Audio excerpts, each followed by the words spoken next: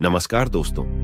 वैज्ञानिकों ने पहली बार चांद की मिट्टी में पौधे उगाए हैं। यह सफल प्रयोग चांद पर लंबे समय तक रहने को संभव बनाने की दिशा में एक बड़ा कदम है। शोधकर्ताओं ने साल 1969 से 1972 में हुए अपोलो मिशन के दौरान चांद से मिट्टी जमा की थी। इसी मिट्टी का इस्तेमाल इस प्रयोग में किया गया है। शोधकर्ताओं ने इस मिट्टी में बीज बोए। इसके 2 दिनों के बाद ही बीज अंकुरित हो गए, जिसे लेकर शोधकर्ता काफी हैरान थे। फ्लोरिडा विश्वविद्यालय के प्रोफेसर अन्नालिसा पॉल ने चांद की मिट्टी में उपजे पौधों के नतीजों पर एक पेपर का सह लेखन किया है।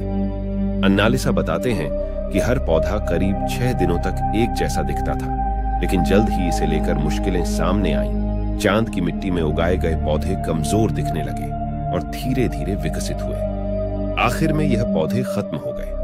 लेकिन इस प्रयोग में शामिल लोगों का कहना है कि यह एक बड़ी सफलता है। इसे लेकर नासा के प्रमुख विल नेल्सन ने कहा है कि यह शोध नासा के भविष्य में किए जाने वाले मानव अन्वेषण लक्ष्यों के लिए महत्वपूर्ण है, क्योंकि हमें भविष्य में अंतरिक्ष यात्रियों के रहने और वहां काम करने के लिए खाद्य स्रोतों को विकसित करने के लिए चंद्रमा और मंगल पर पाए गए संसाधनों का उपयोग करने की आवश्यकता होगी। नासा के प्रमुख विल नेल्सन कहते हैं कि पौधे के मौलिक विकास को लेकर की गई रिसर्च एक उदाहरण है, जो बताती है कि कैसे नासा कृषि के क्षेत्र में नई इनोवेशन कर रहा है। इससे हमें समझने में मदद मिलेगी कि कैसे धरती पर खाद्य कमी से जूझ रहे क्षेत्रों में पौधे को नुकसान होने से बचाया जा सकता है। शोधकर्ताओं के लिए एक चुनौती यह भी है कि प्रयोग करने के लिए उनके पास बहुत ज्यादा चांद की मिट्टी नहीं है।